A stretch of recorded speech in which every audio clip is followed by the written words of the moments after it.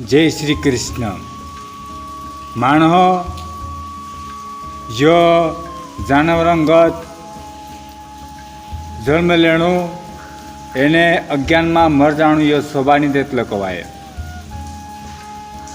वारुस माणे या सुखम करता केवल आपण पेट भरने करता जीवतला कवाय एने अज्ञान में मर जातला कवाय। यो मानव जीवन एक अपमान से कवाय।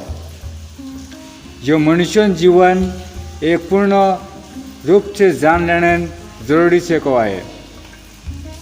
आपू जतरा आई सके अतरा गहरा जान लेना जो कवाय। ज्ञान प्राप्त करने यो आलस्य नहीं पैदा करने जो कवाय। ते तार मानव आत्मज्ञान प्राप्त कर ले है ते